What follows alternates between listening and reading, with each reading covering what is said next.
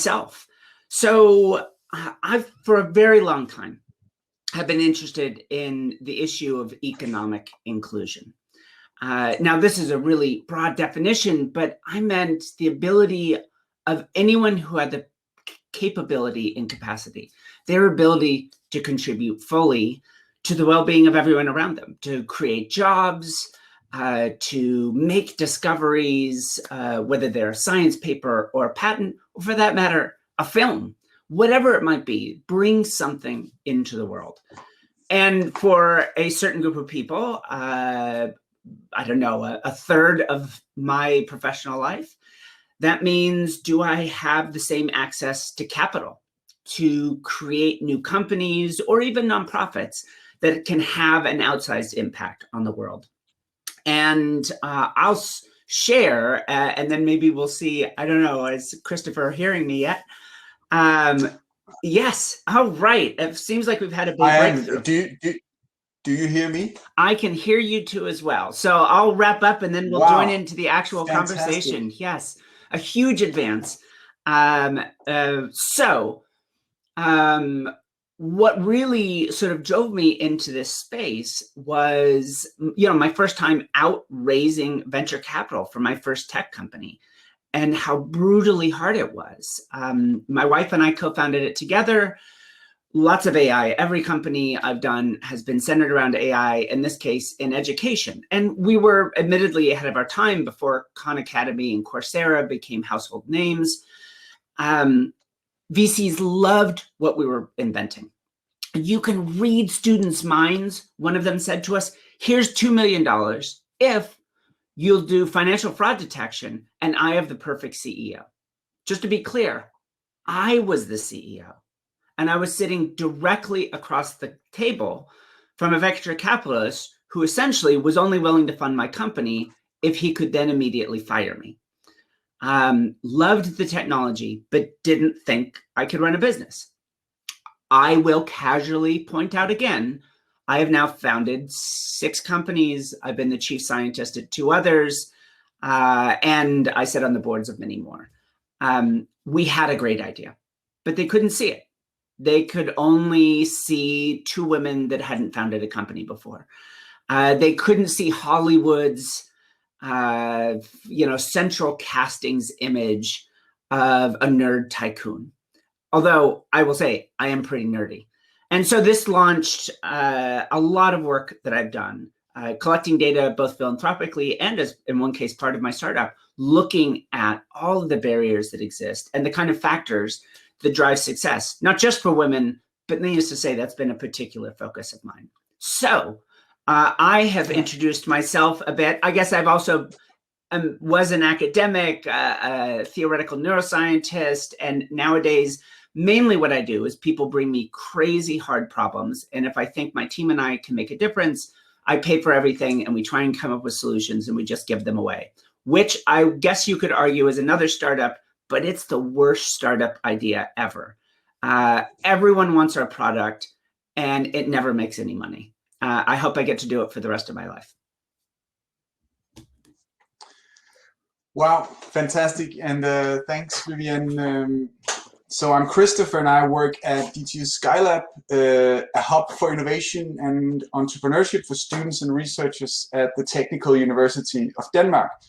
So I'm working with startups and supporting startups through programs and incubation. And actually Optosutics is, I know them very well. They're based at DTU, so that's fun.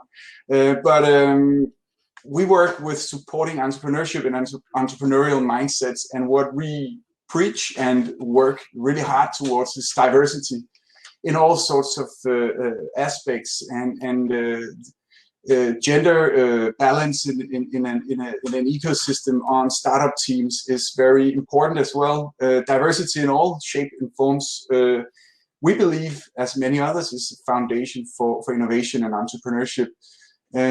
We sometimes struggle being at a technical university.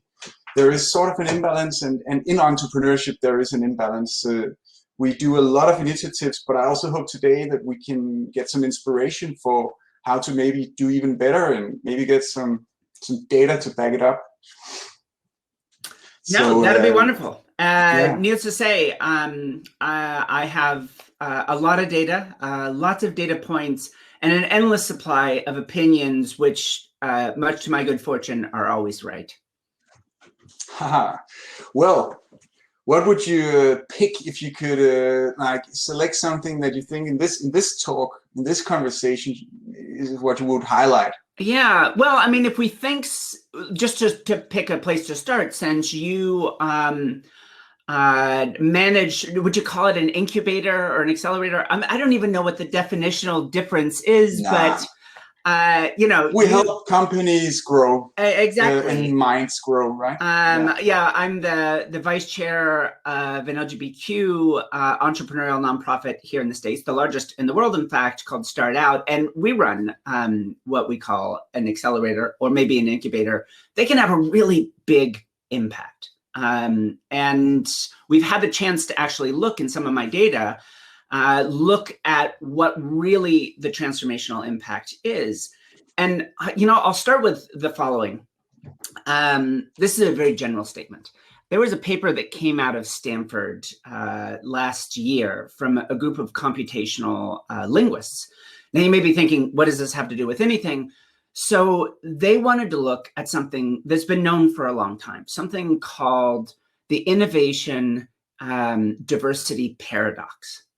And it's this thing that maybe we all intuit, which is all of this research says that more diverse teams, more diverse societies produce more innovation. And yet, sure, we don't see that carry through in the sense that there hasn't been this massive explosion of female entrepreneurs or racial diversity in entrepreneurship that would seem to emerge out of that. So they wanted to see what was going on under the hood. So they built this AI, machine learning system. It crawled through, God, like every paper ever. And they came up with this really impressive system that could read through the papers and essentially quantify novelty of ideas and innovation. I was really excited when this came out. And then they also looked at how many other papers then went on to cite the original. And what they found was, as the number of female authors increase, this is also true of racial diversity of the authors, but it was actually stronger for the number of female authors, innovation increases pronouncedly. Women do what, in a sense, we're asking everyone to do. They change the world. But as the number of female authors went up, the number of citations went down. So women were delivering innovation into the world, and these are scientists. It is literally their job, and yet we're getting less recognized for it. And you can imagine if you're an undergrad, then transitioning to grad school, transitioning to being a postdoc or a lecturer, and then an assistant professor, and then you need to get tenure. Every one of those are opportunities to drop out on your way to success. In my graduate program, I had a couple, but in one, there were 9 students that dropped out during my time there. 8 of them were women. They were smart. They were capable, as capable as their male peers, and yet you saw this terrible attrition rate. And this is part of the experience. You do everything you're supposed to. Let me brag. You start a company that does one of the first AI and education plays ever. We published papers showing we could just listen to students talk to each other and actually outperform the final exam in understanding their understanding of the material. People loved it, and no one wanted to fund us. They just could not see value in us as the heads of the company. So here's one thing that I think is important. And I think we can attach this back to accelerators and incubators, which is it's not enough to just have, a woman within a class or within a group. One of the things we see really clearly is we need representation throughout the whole system. You need to have peers with you that understand. And back to that analysis of scientific research, Women have an even bigger impact on innovation when they are leaders of the innovation process, when they're not just the grad student or the junior researcher in a relationship, but when they are the lead researcher, innovation increases even further. And that means it's really hard to get out of a lack of inclusion from the bottom. Again and again, women and diverse entrepreneurs might be coming into these systems with genuine help from the leadership and yet not seeing themselves represented, not having enough peers or peer mentors, which is to say people like you, but they were just ahead in the program. It becomes really hard, and those dropout rates persist, and then the system keeps going. Yeah, and I think that's also what we're trying to work with is this a bit more structural way to do a number of different things that are there, not just to say, hey, let's get more female entrepreneurs. How do we do that? But to also look at what is it for, what are we offering in this hub? And some stuff is in the nitty gritty physical layout. It's in the way we decorate our rooms. It's in the way we do our graphic design. It's the way we talk and formulate things in writing. And then about role models, right? So at Skylab, for example, I actually counted, we have a 50-50% representation among staff, and that's including in the workshops and labs that is more technical. And I think that's important for role models. And we try to do the same to bring in investors, successful entrepreneurs, experts of different kinds,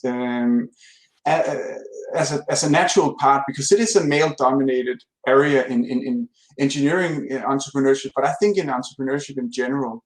And I think we're lucky in Denmark that we have quite a focus on gender equality and representation, but still it is something we need to be aware of.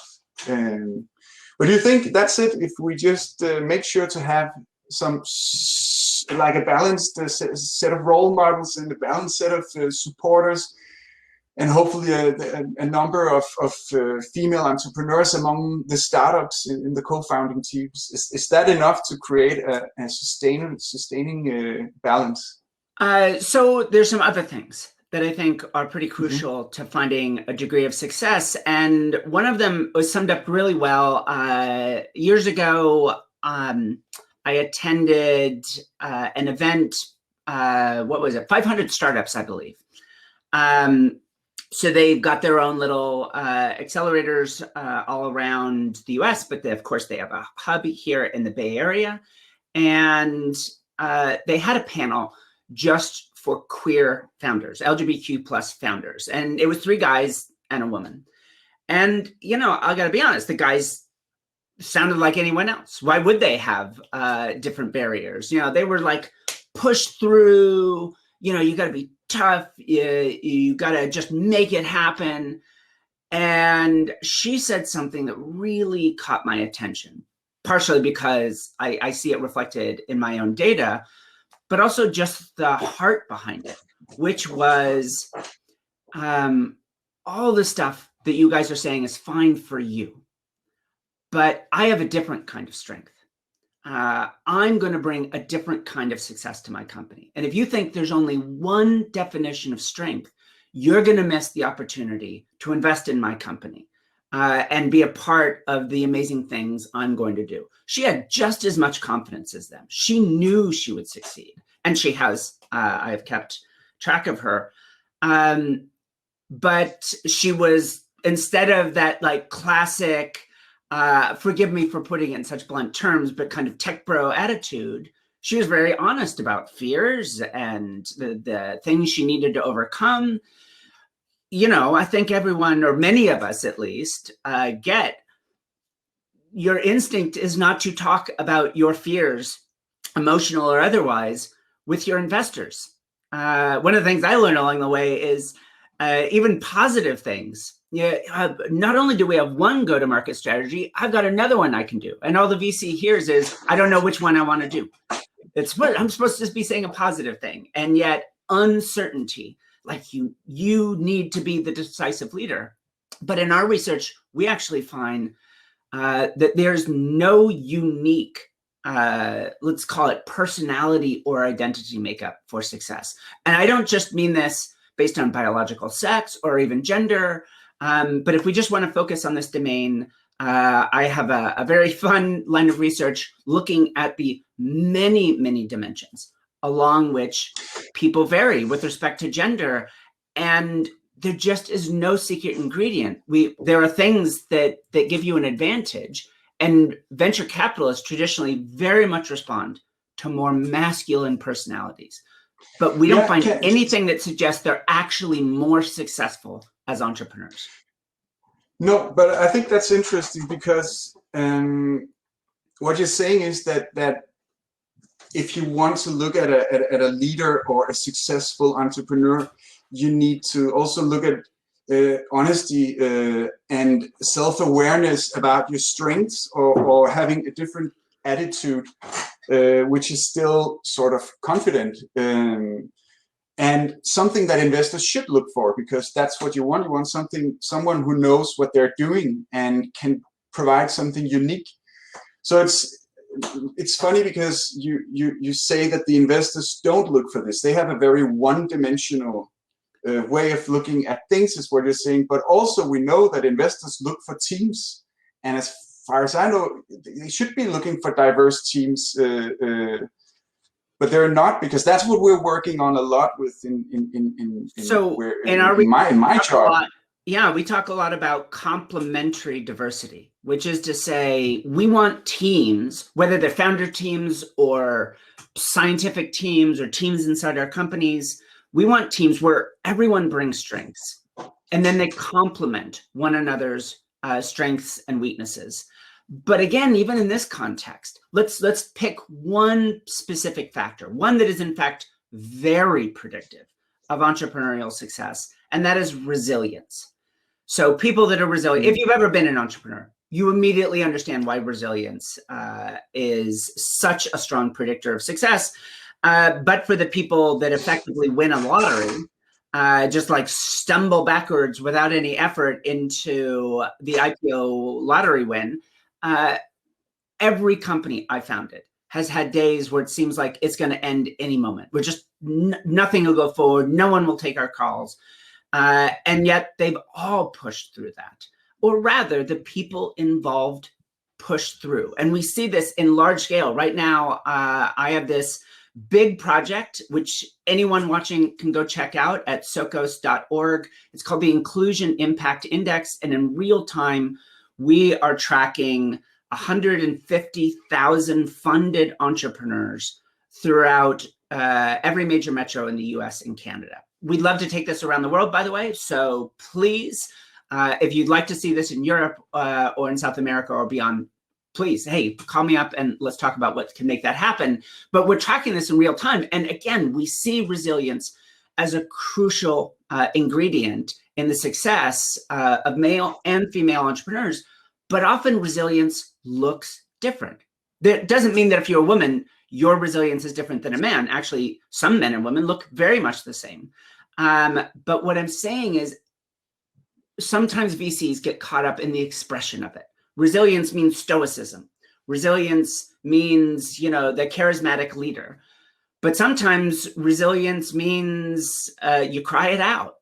Sometimes resilience means you curse and curse and curse and then push through. The only actual definition of resilience is that you're successful out the other side of those experiences. It's not what you do to get there.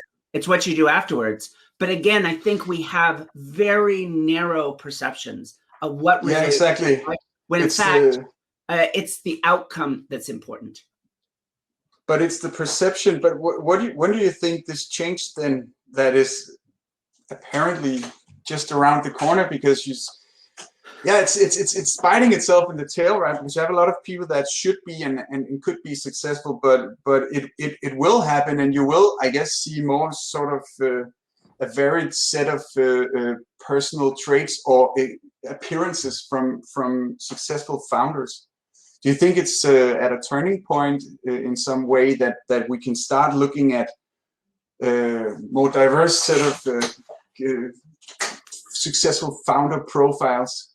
Yeah, you know, it always feels the hardest in the moment that you're in. But on the other hand, there are clear advances. Every year, funding for women goes up. 2020 was a bit different. Funding for women did increase in 2020, but increased even more for men. So their share of funding went down. And as many of us know, and we could see in our data for the Inclusion Impact Index, funding for new entrepreneurs, first-time entrepreneurs, people launching new companies, went down substantially. So most of that increase in funding went to existing companies with investors essentially shoring up previous bets. But the more of an outlier you were, in US cities, female entrepreneurs tend to make up about 1/10 of the entrepreneurial population. In some cities, it reaches up to 20, even in Burlington, 30%. I don't know what's going on in Vermont, but the ladies like to roll the dice in Burlington. But we see cities, big cities, upwards of 20%. We see others where it's half that. 5% of local entrepreneurs are women. What's going on between those cities is in some ways a really big mystery. But this we do know. If you were a woman going out trying to launch your first company in 2020, or if you were Black, or you were in a wheelchair, anything that doesn't fit the standard model of a classic Silicon Valley entrepreneur, then your chances of getting funding in this last year plummeted. And this is a classic, very human behavior. In uncertainty, fall back on what you know. Wherever uncertainty rises up, people fall back even more strongly on their biases. So 2020 was a bad year for inclusion in early stage entrepreneurship. And this is something we're going to have to come back from. 2020 is going to be getting back to the starting line, and then we're going to push forward again. But over the last 20 years, there has been a very slow but positive change. It's time to find an inflection point. That's what every VC wants. Yeah. Let's see this in the numbers. And do you think that and I hope you say yes, that we can play a positive role and sort of an impactful role in the support system that I'm representing? Do you think we can make a meaningful impact if we continue to change our attitude and our structure and our approach to stuff? And do you think that can help? You know, one of the things I really like about the holistic approach to trying to get entrepreneurs into the world, and by that I mean accelerators and incubators and all the like, is you can look so broadly. It's not just an access to capital program. It's not just teaching people how to code or anyone else's one-shot vision of what's going to change this number. It's looking big. Sometimes it's hard to scale those programs, but at least the people you touch, you know you made a difference. And we already mentioned one thing that I think these sorts of programs have a unique capability to do, which is to increase the number of peers of traditionally disenfranchised entrepreneurs, is to increase the number of representational mentorship. It is truly meaningful when that person is like you and has shared the experiences you have had. And there's one more. In fact, one of the biggest predictors. So the Kauffman Foundation for Entrepreneurship has studied entrepreneurship for decades. And what they find in general is early stage entrepreneurs, they don't care about tax policy. Access to capital is important, but it's not at the top of the list. The number one issue for most early stage entrepreneurs is access to talent. And that's another hard thing. If you're different than the norm, then accessing that kind of elite creative talent that sees in you and believes in you is also hard. And I think that's another role that incubators can play, is recognizing and even enculturating Like, I know this founder is different maybe than you, but because of that, the two of you together are going to create something no one else is going to think of. It's not the same old entrepreneurship when you have the chance to combine people together. Of course, let's go beyond that. Let's make certain that, in fact, our talent pools are diverse as well. But simply finding those people that can do the sales and the market research, of course, the engineering, but that kind of talent, that is one of the biggest needs of entrepreneurs, and surprisingly, regularly goes unsupported by most programs. That would be a great place to look to expand opportunities. Awesome.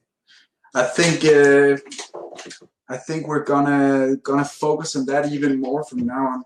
And I also think, unfortunately, we are almost out of time. I don't know are we supposed to say bye-bye or just continue slowly fade to black? How about I haven't seen the finale of WandaVision, but we can make our predictions about who we think the real bad guy in WandaVision is, if everyone's a Marvel nerd. But I don't know. This has been a blast. I would love it if everyone could visit the Inclusion Impact Index. We have a version for women at Socos.org. There's a version for LGBTQ plus entrepreneurs with our partner StartOut. This is a chance to really see what's going on. I want to throw out one last note, a discovery that we made. Any industry. So we also track all the industries in which women are founding companies. And we found this really fascinating pattern. Certain industries like banking and the military, not good for female entrepreneurs.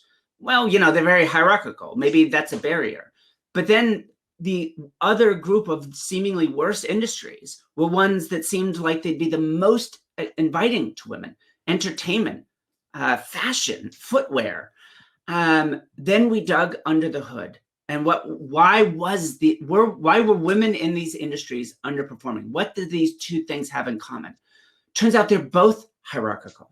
Banks and military, very formally hierarchical, of course, but ultimately, so is fashion and entertainment. A very small number of people make the decisions of who wins. And it turns out that is a systematically bad scenario for women or diverse entrepreneurs in general. Because, of course, by the very nature of history, those small number of people picking the winners are unlikely to be like you. Now, I'm not saying people shouldn't go out and start a footwear company if they love shoes, but I will tell you, it is a very underperforming industry for female entrepreneurs. Whereas things like AI, cutting edge, no real hierarchy because there's not many people there. You may think of it as the space where all the founders are guys or white or East Asian, but in fact, women have really been breaking through in spaces like that, and software and other very technical fields that simply have fewer personality barriers to entry. So think hard about where it is you want to be. Eventually, we want to break down all these barriers, but be smart when you're picking how to have success, or at least be aware. Either understand, I'm going to bust down some walls. This is going to be extra work, but I'm going to pay it forward. Or I want to push through and find quick success and then, essentially use that to pay it back. Those are two great strategies for increasing the diversity of women, but they are very different, and be aware of it. Yeah.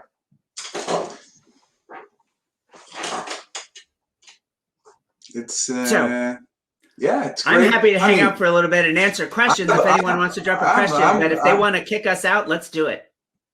There's nobody kicking us out, so I guess we could just continue. And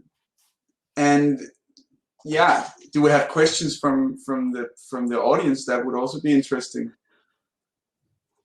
Somebody asking for a link. Sure, I will pull that up. By the way, I love the statement up top, hope is not a strategy. One of my favorite new words I've come across recently is possibilistic thinking. So as someone that does machine learning and Bayesian models of brains and so forth, I'm very big on probabilistic thinking, thinking rationally about the probabilities of outcomes. Possibilistic thinking is thinking, well, because this thing I'd really like to happen can happen, it will. And I think a lot of good intentions are built on top of possibilistic thinking. And it's not very satisfying. It doesn't take us anywhere. All right, here is the link for the index. Have a peruse. It is constantly being updated. So every month, new data comes into the system. We're working on new populations that we're bringing in. Canada is not on the map yet, but we are tracking in real time 12, I believe, metro regions of Canada. Check out your city. See how many jobs. Right now, we're looking at this, and we estimate 1.3 million additional jobs would have been created in the United States by women if many of the barriers that exist were broken down.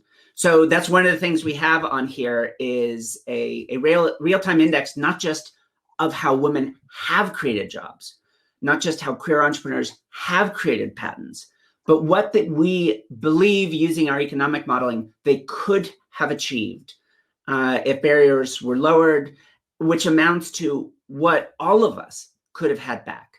And Denmark is a pretty egalitarian place, but I guarantee you there are missing jobs, missing drug discoveries in every major metro in the world if we could just look at our own sons and daughters, our own neighbors, and see in them the potential for change. Cool. So, Vivienne, I think we're at the end. Thank you very much for your sort of perspectives. That was enlightening for me. I'm sure for the audience as well. And it's been a blast. And I would like to say, I right now, there's various companies that I sit on the board of 50-50. 50% of them have a female founder, not including the companies I founded. And one of them, the new one that I just founded, 2 trans women co-founders. It's not because I'm making any strategy whatsoever. It's just where the best ideas were coming. So it's a blast when you're willing to hang around with people. I guess women is not the biggest stretch for me, but hang around with people that stretch you and challenge you. And it looks different and you're just a little uncomfortable. The best stuff comes out of that. Yeah. Oh, and an invitation, because if you ever come by Copenhagen and DTU, maybe with Obstetrics in that relation, please come by and maybe we can set up a talk or something like that. I think that would be inspiring and something we could meet on campus. When the world is no longer crazy and viruses. Don't count on it. Don't count on it. Yes. Someday again, I will be part of the climate change problem and I'll come for a visit with you. Excellent. Thank you everyone for joining in. Thank you. Cheers.